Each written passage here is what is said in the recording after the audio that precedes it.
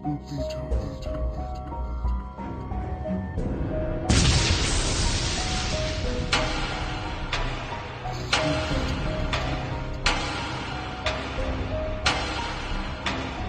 Paranormal Buzz Radio is proud to present Girls vs. Ghost Media's Spoopy Talk with Madison Smith from Madison Paranormal. Spoopy Talk. You can find Spoopy Talk every other Sunday, 6 Eastern, 5 Central, right here, live on Paranormal Buzz Radio. Be sure to join in the live interactive chat by going to Spreaker.com or downloading the Spreaker app for all devices.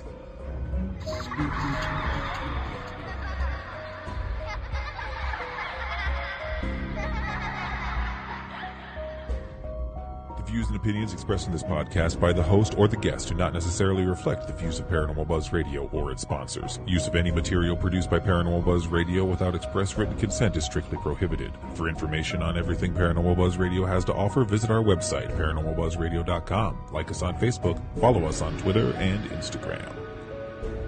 Listener discretion is advised.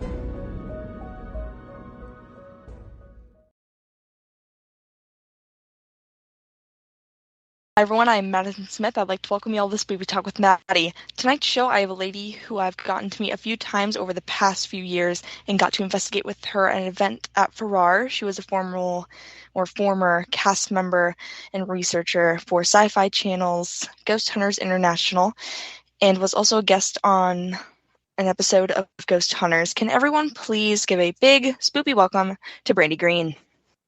Hey everyone. Hi Madison. Thank you for having me on. Hello, and no problem. I feel like this one's going to be a really fun one. I just feel I it. hope so. All right. So before we start, would you like to tell everyone about yourself and everything? Sure. So I'm originally from Minnesota. When I was about 22, 23-ish, I actually ended up being hired on for Ghost Hunters International. And so besides Canada, that was kind of the first time I ever actually traveled outside of the United States. With the show, I did 40 countries. I traveled to all but Antarctica in terms of continents. And since then, I have produced other ghost shows and other types of TV shows. And with that, I've been able to travel the country. That is very cool.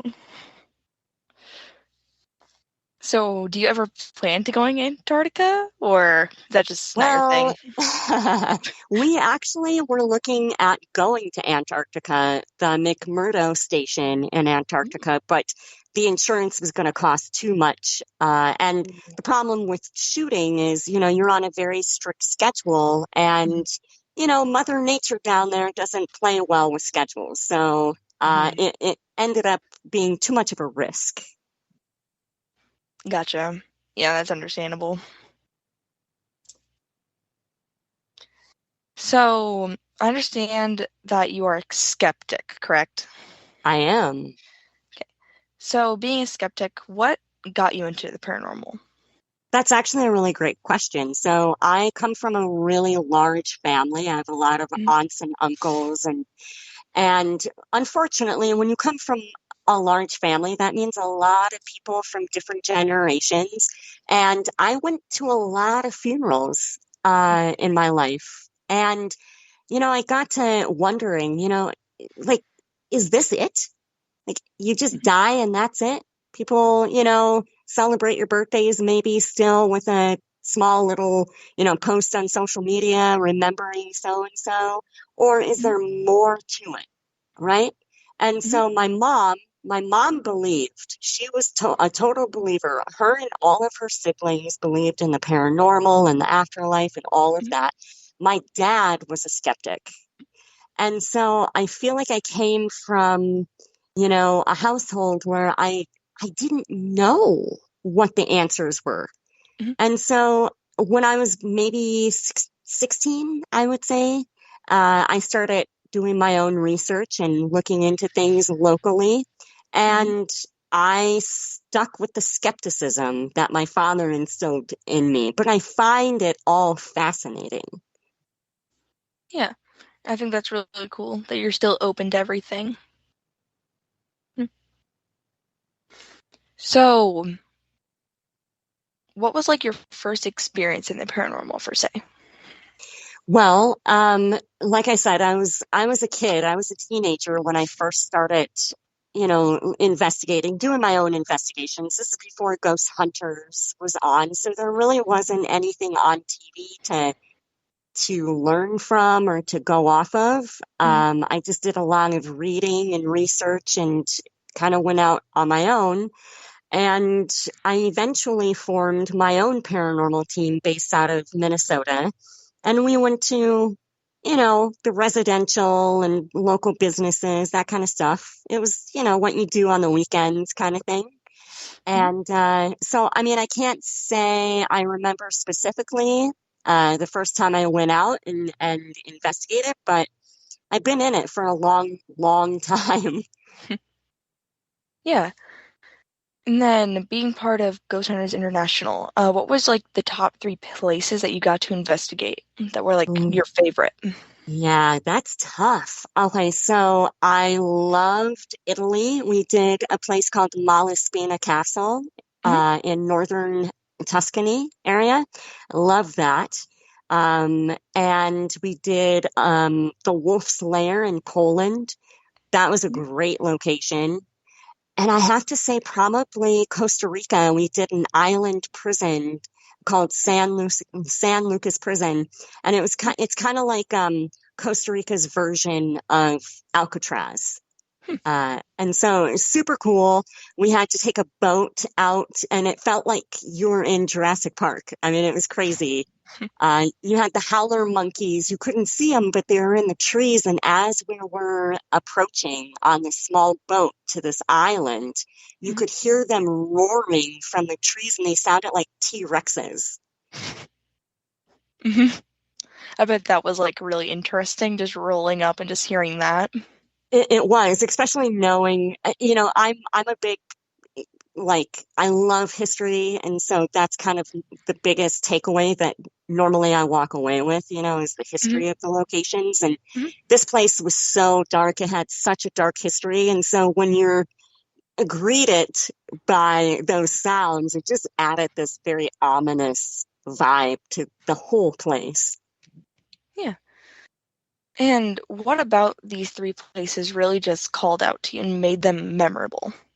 Well, I think, I grew up watching Indiana Jones, and I always kind of, that was like, I want to be Indiana Jones. I want to go on these adventures. I want to, maybe flirt with danger a little bit, And so going to a lot of these locations, not just the 3 that I mentioned, but a lot of these locations were very dangerous to just go to, like in the real world, not because I'm talking about demons or anything like that. I mean, like actually dangerous to go to physically. And so, I kind of always enjoyed that specifically. Yeah. I think that's really cool. And then, was there anything that happened at these places that just called out, or? Yeah, look, you said it. I am a skeptic, but that doesn't mean that I haven't had very strange things happen to me. I've experienced very, very odd things when when I was in San Lucas, the island prison. I was in an area so this prison, when it was a working prison, they actually had the prisoners actually were able to escape at one point, and they started running the island themselves, and they murdered the doctors and the guards and all of that. And they had murdered one of the female nurses that was there, and they did some very unspeakable things to her. They cut her up into pieces and all of that. Like, it was very, very bad. And they painted on the wall with her blood. And so it was a very traumatic location. And when I was in there, remember when I first started on the show, I was the only female on the team. It was Yeah. all men. And so the guys had been in there before and nothing had happened. And then I went in there all by myself. I made my camera guy stay outside, my sound guy stay outside. I was in there all by myself. And I captured audio that sounded like a female voice saying, "Help me." And that really stuck with me because I still can't explain it, which I would love to be able to explain it. But it is still one of those pieces that has stuck with me. Yeah. So, do you think because of you being a female affected that? It could have. Let's assume that ghosts are real, right? And so I have to think that male and female energy is different, right? And so it could have been that maybe our energies maybe just sort of synced together. There was a familiarity with that type of vibe that maybe I was giving off. I don't know, but it's interesting to think about. Yeah. So, what are your favorite places to investigate? Like hospitals or prisons? Like, is there a specific place group that you like to go to? Right. Well, I would love to say anywhere nice and warm and tropical would be lovely. But anywhere. I'm open to anything, honestly. Again, I prefer the places that have a lot of history to them. I was actually a history major in college, so that's why I love history so much. But yeah, I've made it very clear that I will not investigate anywhere that's super gross, like no, bathrooms and that kind of stuff. Yeah. No sewers. I've done that. I did that in Paris and in Peru and all those types of places. So yeah, I prefer a cleaner, nice, warm places. If I got to choose. I completely agree with that. Like, honestly, like for me, I can do like sewers. It's just bugs. If I see a bug, I am leaving. Right. Well, yeah, I investigated in the Philippines down underground in the cement concrete bunkers, and they were filled with giant spiders. Yeah. So I've had to do that. I would literally just tap out and leave. Like, I would just, no. That's a big no. Well, it's interesting that the guys sent me and at the time the other female on the team down to do it instead of them. So, Shows their bravery. Right. But yeah. And then, like, what's the weirdest place that you've been to? People being weird. Just weird. Well, there have been a number of places that I was like, what is happening? Like just from, we did this place up in Sweden, the priest's house, and it was very close to the Arctic Circle. It was in a very, very, very small village. And the girl that we had, that was our client for on camera, she spoke English, but she couldn't remember the name of like the show. Normally they say something like, we had Ghost Hunters International or GHI come in and they were able to do this, just something simple. And she kept calling us IHG, IGH, everything except for GHI. And I swear they took like 10 takes of this poor girl that just could not get it right. And eventually we ended up cutting that whole thing out. because she just couldn't get it. And then when we left, so the village, it was like maybe 20 people in this entire village. And they wanted to cook us all like a homemade Scandinavian dinner to like, just say thank you for us being there. They were excited. And so we went, we were being cordial. And after we left, and we were already in a different country at this point, the local newspaper did an article about us being there, and they said that we stole food and that we never paid them for our meals. And so it made the Swedish headlines that this American film crew came in and stole a bunch of stuff and were terrible. And I remember seeing that. I'm like, they kept begging us to come to their town hall to have a communal dinner, and then they're trashing us after we left. It was the weirdest thing. I mean, why? I don't know, honestly. The newspaper just wanted to start drama. Yeah, I think that's what it was. They needed to sell more than the 10 copies that they were selling in the village, so I don't know. Yeah, I think I still actually I have the newspaper, I think, somewhere saved because it was so ridiculous. Yes. If that ever happened, I'd literally frame it.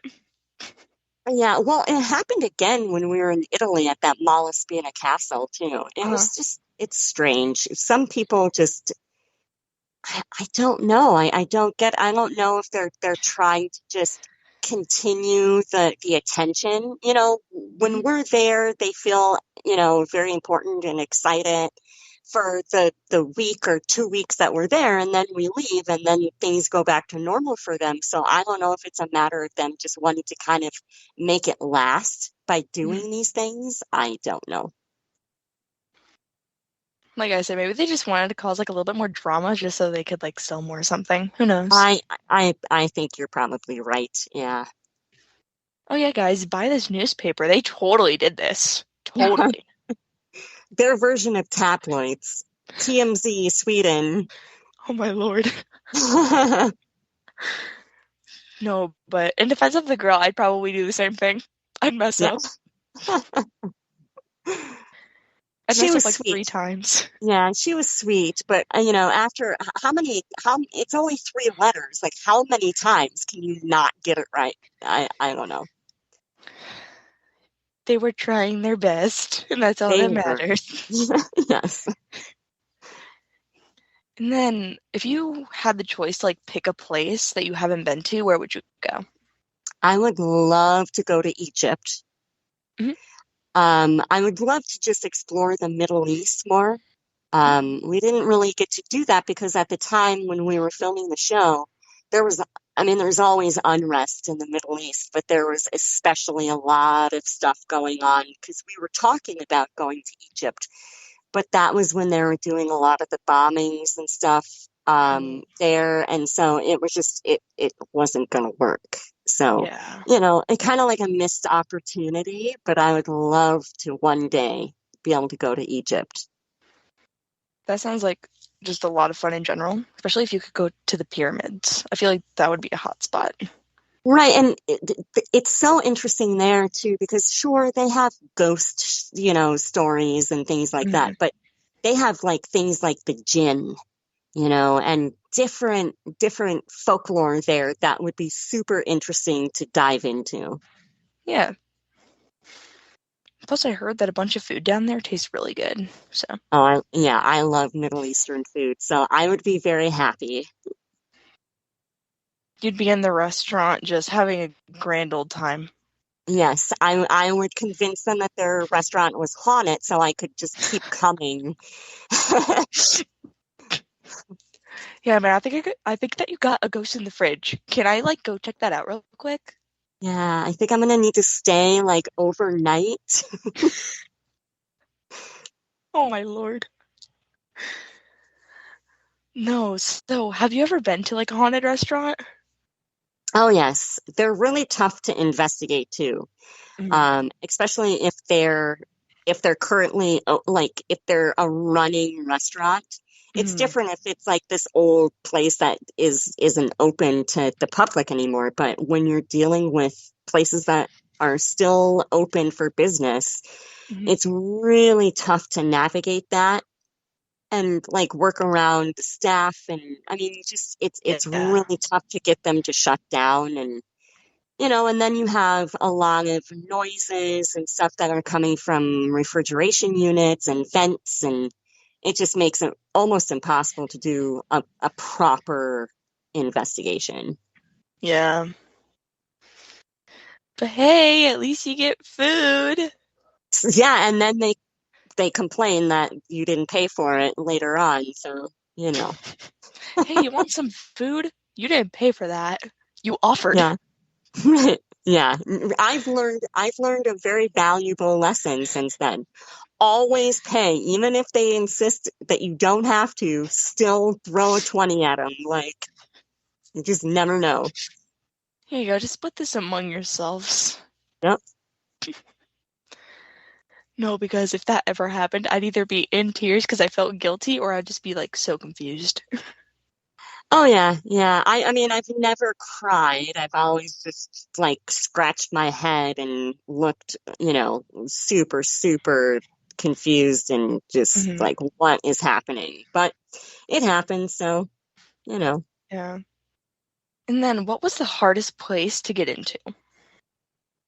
Do you mean like actually physically getting to there or like trying to get them to let us in? We can do both. I'm curious about both of those now. Okay. So physically, I have to say, it was probably pretty tough to get into. Oh man. Well, we had the Wolf's Lair in Poland, and there were still unexploded mines on the property. And they had fencing units that with razor wire that separated the quote unquote safe areas to walk versus the woods, which may or may not still contain bombs in the ground. Yeah. And so we were told when we got there, do not, and remember, we're doing this at night, right? Like with flashlights, and everything looks the same at night, and you're walking outside. And they're like, just don't stray off the path because you could blow up. And so we're out there at night, like 2, 3 a.m. with flashlights, trying to make sure we're staying on, the footpaths and not, exploding unexploded World War II bombs. So there was that. There were a few things with that place. One of the bunkers they were all exploded. And so one of the team members crawled inside of it, and it was all exposed rebar. So you had like all of these sharp, like stakes coming out and trying to crawl through that in the dark. It's very treacherous. The other, I mean, I could tell similar stories for other locations, but going into, people that didn't want us there, we were in Brazil, and we had a location in what they call a favela. And a favela is essentially a mountain community that consists of the drug cartels. And so even state police, the militia, they will not go into these areas on the ground. They will only infiltrate these areas from the air because it's so dangerous.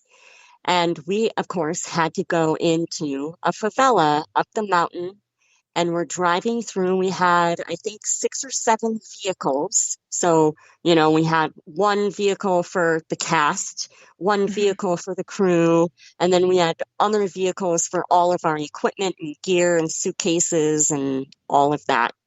And we were driving up the mountain into the favela, and there were people kids. There were 12, 13-year-old kids standing on rooftops with guns pointed right at us as we were driving up. And we had to pay the guy who basically ran the favela. We had to pay him for our safety, but he only promised that we would be safe if we didn't leave the actual building we were investigating until 6 a.m. Because if we left the building before 6 a.m., he said he couldn't guarantee that his guys, the cartel members, wouldn't come and kill us and rob us and do other very bad things to us. I would leave. No, thank you. Yeah, we were in the middle of that investigation, and it was maybe 2 a.m., and we heard gunfire, like, right next door, and we looked at our producer, we just looked at him like, really? Really? Like, gunfire? And he looked at us, and he smiled, and he lied to us, to our faces. We knew he was lying, but he said, no, that's not gunfire. They're firing off fireworks because they're so excited that you're here. Yeah, sure. That's why we were told we'd be like murdered if we go outside. So anyway, yeah. Yeah, totally. Just throwing a little party next door. Right? They're waiting for us to come over. We understand. Yeah, and they'll have free food. Yay, free food. But bro, at that point, if it was for my safety, I'd just go. I would pull that car around and just go. Yeah, I mean, we were all in. We had already paid basically, the godfather of the cartel. Like, there's kind of no going back at that point. Otherwise you risk leaving, and so it was kind of a lose-lose situation. But look, we're all okay. We all survived. But that it could have really ended very badly. Yeah. And I'm really glad that it didn't end badly. I just want to say. Well, thank you. So am I. Now I know never to go there. Yeah, and Brazil is beautiful. It's just you don't want to go up into the favelas. Yeah. And then how much did you have to pay the guy? I can't really remember. I think our production manager probably paid him $2,000 to $4,000 American. And that was just for a few hours of like us investigating the location. So, yeah. Jeez. And the funny thing is, and look, that's what was so great about our show in hindsight is the fact that all of these stories, like you watch the show, you have no idea that any of this happened. You just watch us do the case download, tell info about the location. We're in the car, we're at the location, we investigate, we go over the evidence, and then we do the reveal and we leave. But, I mean, if people at the time that these shows aired, if they really knew all of the stuff that we had to deal with, I think people would have a different kind of respect for all the things we had to endure when we were doing that. Yeah, like, just imagining if any of that stuff was in the episode. I know, right? People would be going crazy, probably. Right, and, back then, it just was unheard of to show that kind of stuff. Nowadays, I'm sure they would absolutely show all of that. But we were in a show like ours had never been done before. You had Ghost Hunters. That was on when our show started to air. But they didn't travel overseas. They only stayed in the United States. And so we were like ghost hunters on steroids, you know. And really, the things that we had to deal with, I can guarantee you that the Ghost Hunters cast never had to endure like we did. And so we were really kind of trailblazers for the travel paranormal kind of shows. Yeah. No, another thing that I can imagine is just someone sitting there like, this looks really peaceful. Maybe we should go there. Right. And right. like then they'd want to go there. Yeah. They're they're gonna have a rude awakening if they try to just show up in the favela. Oh man, I can only imagine. Just guys, why is there children on the roofs? Yeah, guys? I mean it was right, and it's crazy too because you assume we kind of knew we had to kind of be on our best behavior when we went there, but you're assuming they're going to be at least grown men, like army age, 18, 19 plus. But when you're seeing little kids, like some of them could have been even 9 years old, I don't know, they were little kids with giant weapons pointed at us. And it was just like very unnerving because one slip of the finger, on that trigger and we could have been dead. So, yeah, crazy. Yeah, I can see why no one goes to those places. Except for us. Except for you. Indiana Jones style. Yeah. Yes. So was that like the far most dangerous place that you've ever been to? In terms of our actual lives being, in danger, sure, probably. I mean, we almost died when we went to Rosslyn Island in Northern Ireland. Our boat actually that we were on a ferry, and then the North Sea was so rough and just terrible that the waves were coming up like 8 feet over the bow of the boat, and like we could have sank. I mean, everyone was very thankful once we hit land.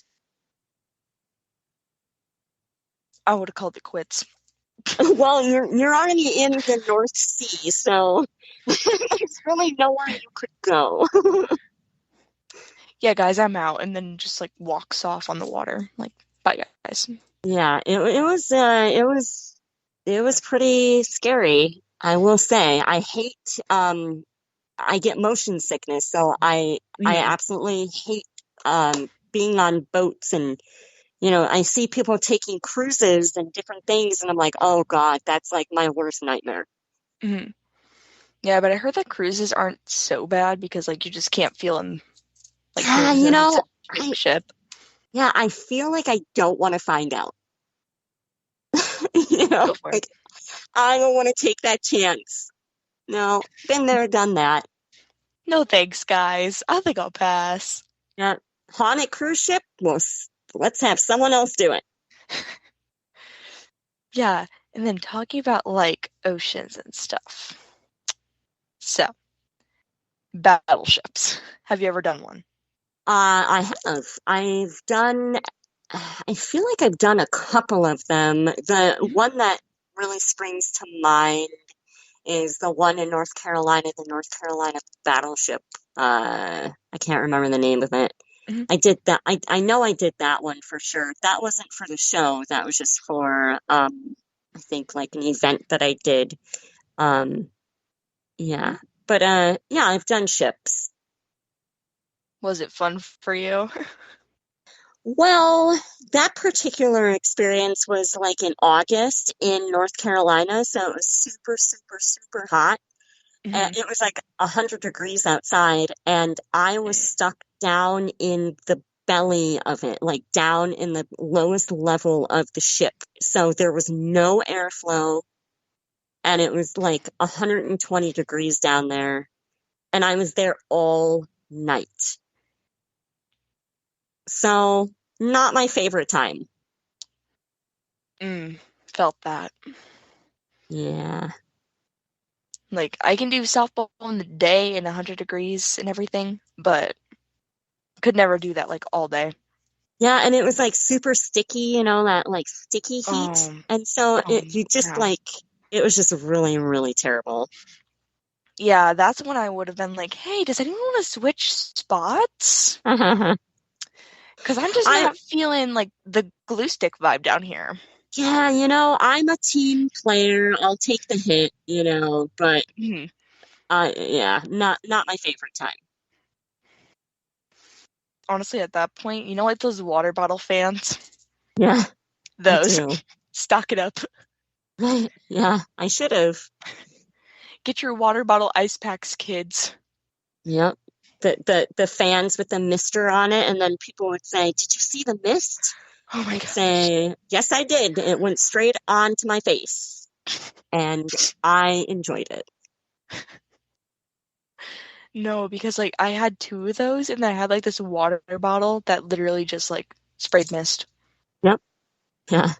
2 of them broke because I accidentally hit them, but the third one's still playing out hard. It's pretty fun. Yeah. But yeah, like, I don't like the sticky feeling at all. No, it's tough, Like, and especially like when it's an event and there's a lot of people around, and you don't want to look like a troll when you come out, no, and literally.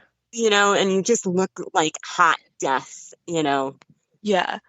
No, and then, like, hair sticking to your face, and, like, when you pull it off, it's, like, stuck together. Yeah, Like, I when you felt get out like of the shower, and it's, like, clumped. right now I felt like I probably took 2 showers after that, like Oh, just to no. try to like, yeah, Mm-mm. it was rough. That's a no for me. I'm okay. Truly. Unless they have, like, a big fan down there, I'm okay. Yeah, that honestly would have been wonderful, but that did not happen for Brandy. You guys were just, like, no, like, if there was one down there, it'd either, like, tamper with the evidence, or you guys would be, like, surrounded by it the whole time. Right. No, that's, and again, that's one of the many issues, just like I mentioned with investigating, you know, kitchens and restaurants. There's something that makes noise or causes an issue, and you know, but Yeah. give me air conditioned locations with Wi-Fi and hot running water, and I'm great. Oh, yeah. For sure. Especially if they, like, put out, like, a little buffet on, like, a little table. Like, I love those places so much. Until they say you don't pay for it, and then, you know. Oh, sorry. Didn't know that I didn't have to. Yeah. My bad. Yeah, let me just leave, I'm like, a still bitter $5 tip about in a it. jar. Uh, Don't worry. I left a $5 tip in the abandoned bathtub upstairs. You're welcome. yeah. Or just, like, hide it and be like, you have to find it. It's somewhere in the wall. Which wall? I don't remember. Or just, I don't know how to describe it because they all look the same. Just, like, leave The it as wood that. wall. Yeah. The big wall. That's it. That's your only clue. You're welcome. Oh my. Imagine playing, like, hide and seek with a dollar bill. Yeah, that'd be funny. Could like attach it to one of their haunted dolls, because you know every location has haunted dolls now. No, literally. It's like, which haunted doll has the dollar? Yeah, to find That out. would It's like a be, little Easter egg hunt. yeah, that could be a new thing. A new thing for events. Okay, guys, and one of these dolls is a $5 bill. Whoever finds it gets to keep it. You're Yeah. welcome. Ooh. And just leave it as that, and then everyone just starts ravaging around looking for it. And the best part is there was never a For dollar. a dollar. No, because I do that. I do that just to mess with everyone. And then at the end, I would like slip it into one of the dolls and be like, "So you never found it," and just pull it out.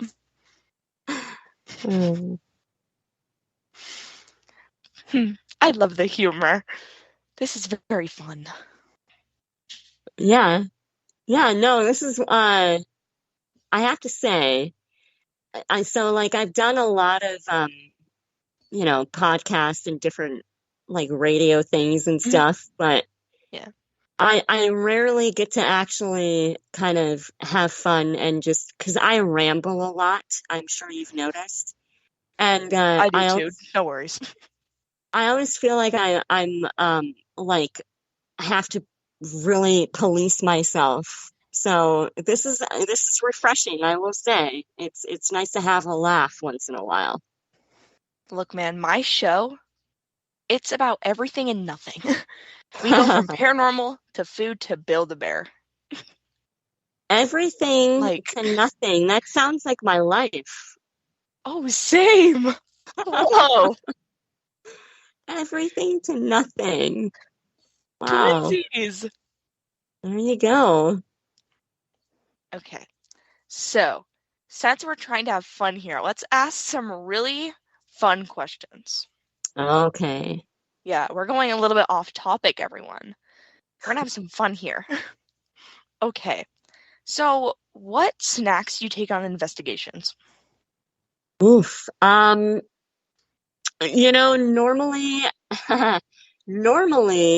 I don't really take anything. However, when we were on Ghost Hunters International, we had Crafty, the food table. Oh, yeah. That they provided us with, food. Mm-hmm. And you would think, because we were traveling a lot and we were keeping very, very strange hours. We were all very tired. You would think that they would want us to eat kind of healthy and be nourished. Mm-hmm. But they decided most times to just like put chocolate on the table, or they put like Coca-Cola on the table, really terrible. Chips is a big thing. It's like, who do I have to kill to get a banana or like maybe an orange or something, like something kind of healthy? I think they were actually trying to kill us. Trying to add to the collection of ghosts that they already have. Yes. Oh my lord. No, because like at that point, just imagine. Like, no, and then like walking up to the producer like, "Hey, where's all the healthy options? Yeah, they always told us, well, it's just too expensive. How? And literally get like a pound of bag of lettuce and just throw it in a bowl. Yep. But so they told us it was too expensive to like buy a 6 bananas, but yet they ended up buying this espresso machine that cost like $1,500, and it busted like a week into having, because we had to travel and we had to ship things like on flights and stuff. Mm-hmm. It broke like a week or two after they bought it, and no one even got to use it. Only the production manager who decided to buy it, who would be in charge to buy healthy things, but he chose to do that instead. 6 bananas is like $1.54 at Walmart. Yeah, and even cheaper when you're in South America. No, literally. Yep. My. Mm-hmm.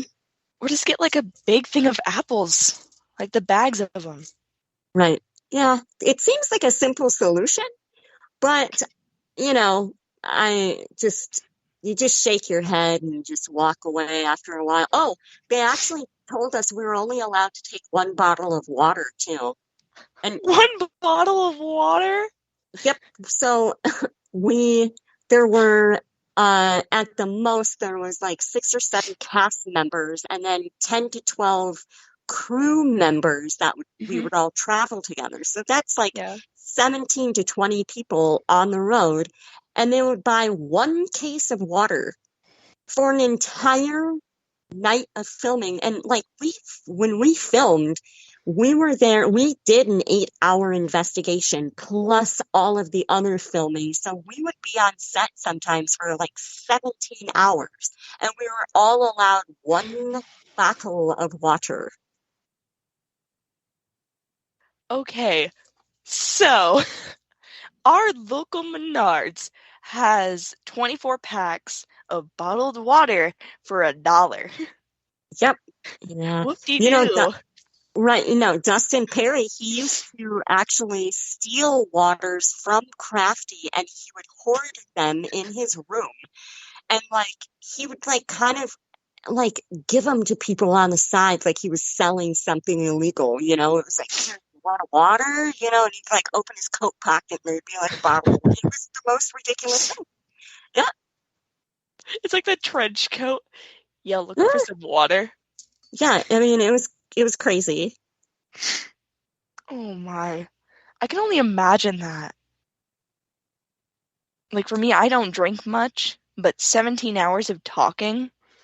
Right, and when you're having to walk a lot and climb a lot and, you're carrying bags of gear and, you get thirsty. But nope, savor that sip of water because you only get one bottle. At that point, I would just get like the gallon jug of water. Carry that around. Yeah, right. Oftentimes we had to just look out for ourselves.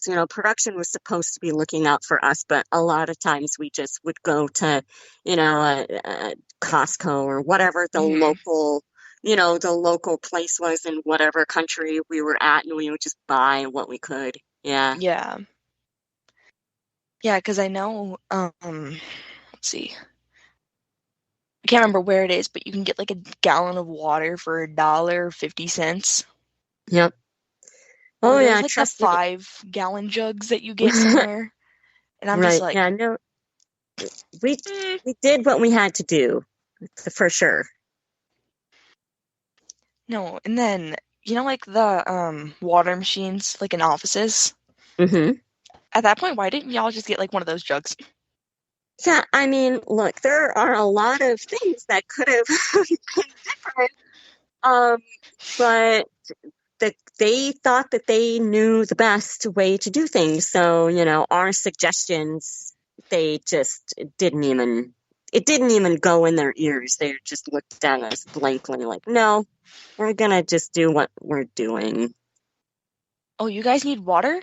Well, that must suck because we just got an espresso machine. Yeah, that doesn't work. Oh my. Just oh my. Yep. But like, why wouldn't they just get big things of water? Like, it's not that expensive. Why wouldn't they do a lot of things? But, I just want a goddamn orange. Yeah, no, seriously. And on the few occasions that we did actually get like maybe 6 or 7 oranges or bananas, that they were gone the second they hit the table because everyone was like clamoring, trying to get something, healthy. Natural sugars. Yep. After all this time. Vitamin C when you're only working at night traveling. Yeah. Yay! Yep. Man, I felt that. Like, yeah. Good times. I bet like once you get back from like the investigations, you're just sitting around the kitchen table just devouring fruits and vegetables. Well, and that one of my favorite things for when I was traveling with the show was you're exhausted and you're going to different time zones all the time, so you never know what time it is. Half the time you don't even know where you are until someone starts speaking whatever language they're speaking. And it would be after 17 to 18 hours of filming and you finally get back to the hotel and it's like 6, 7 a.m.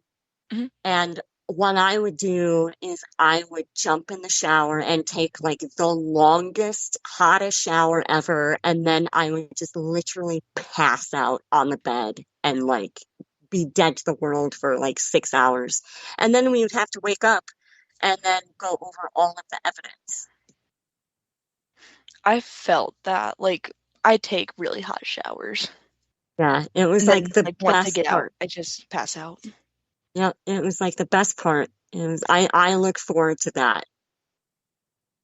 As you should. Yep. Like, you cannot convince me that the most relaxing times in your life are in the shower. Oh no, Like, honestly, sometimes before work I stand in the shower like, do I really need to go to work or could I just stay here? No, and then, you know, like when you have to get out of the shower and you know that you have to, but then your body is like, no. Oh yeah, oh absolutely. That's literally me after like every softball game. I believe it. Like, I'll just sit there and be like, can I just, like, sleep here? Like, Oh, I it's thought like about that. perfect temperature. It's nice. Yeah. It's quiet. And like, I actually debate it. And then I'm like, no, I have to get out because then the water's going to get freezing. And then I'll wake up and I'll be freezing and it's probably going to be like 1 a.m. No. Yeah, no, for real. Sometimes I'll be in there so long that the water does start turning cold, and I'll try to wait it out as long as possible. Like, well, it's still kind of lukewarm. I think I can handle it, and then it just gets cold. But it's like, damn it, now I have to get out. Oh, great. Yep. Wonderful. Yep. No, like when the water turns cold, that's like the worst feeling in the world. It is, but because you know that you can't do anything. Right, but sometimes it's the jolt that I needed when I was on the road because I was always so tired. So,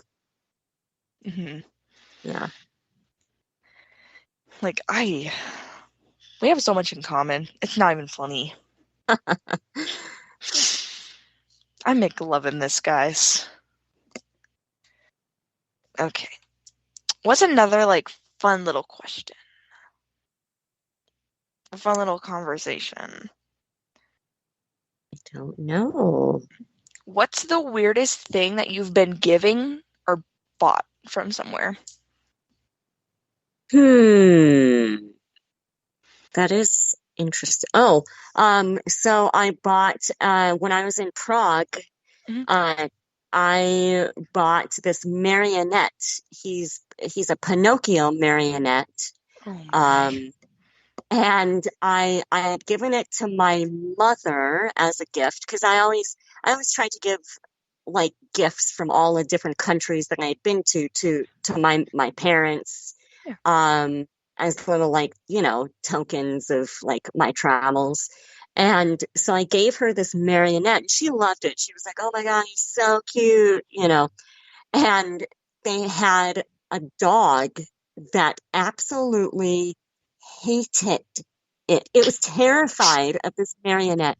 And like when you would walk the marionette across the floor, the dog would just flip out and run and cower and my mom, after a while, she's like, "I wonder if there's something like more to this marionette, like just a marionette." And so she's like, "I am actually growing to be kind of creeped out by this thing." So, yeah. I'd be creeped out by it too. It's a marionette. Oh, he was a cute little guy. And the shop owner, the guy who was selling them, actually like was so good at maneuvering these things that like he had them dancing and it was super funny. And then I got it back to Minnesota and now everyone's like, you can put that like in the drawer so no one needs to see it. Yeah. No, so whenever someone like mentions a marionette on the strings and stuff, all I can think of is that one scene in Polar Express. I don't know if you've ever seen it, but that's all I can think of. I think I did a long time ago. I think of like other things and that make me laugh too. I feel like everyone has their own marionette like story or like fear in some way. Like, I'm not I, scared of them, but they're creepy. yeah, I Like, feel like I'm more amused. I get amused by people's reactions to things like that. if I ever saw one, there's either two reactions. I'd be just, what is that? Or, what is that? Get it away from me. Right. Like, there's no in between. It's one of those two. Yeah, no, for sure. And well, and like I said, the funny thing was like my mom was totally cool with it until the dog started reacting weird to it. And then she was like, This is creeping me out, guys. Do I really want this in my house? Right. Yeah. And so now he's, I guess, in her guest room. Of course, of Like, course. yeah, away from like everyone. What can I say? He's the guest. Yeah, he really is. But she just had someone stay over and she didn't tell them about him. You know, he's just like randomly in the guest room and they had, I guess they had come out the next morning and they're like, so about that doll that you have in the room, I didn't see it until I laid down in the bed and turned around and he was looking right at me. Oh, funny. I would be screaming at the top of my lungs. Like I would like my soul would leave my body. I could never. Like, no. No, thank you. And like, what are your thoughts on haunted dolls? Haunted dolls, I feel like, look, if we're talking about energy and energy being able to, you know, kind of find a location to sort of sit at bay until it finds another energy that it can join or, you know, grow stronger from. I suppose, you know, that could happen. Do I think that there are actual like Annabelle haunted dolls that make, you know, that kill people or whatever? I don't believe in that. But I find it very fascinating that so many people have this weird, almost like immediate, like uncomfortable vibe that they get from so many different dolls. I don't know. Yeah. I think it's interesting why so many people have that reaction. Yeah. Like I have like the same view on that. Like I believe that it could happen. But then people, they tell these stories of, oh my gosh, it killed this person. And it's like, what did you just walk up and be like, hey, this isn't working. Like they just take them away. Like Yeah, I know. Like I've never come across an actual like Chucky where, you know, this doll is walking around stabbing people to death. Like, you know, I mean, I think it's silly, but to each their own. Some people are truly, truly terrified of these things. So, you know, I'm not going to take away from that, but, you know, I just think it's very unlikely. And to admit, I was one of those people. Like as a kid, I was terrified.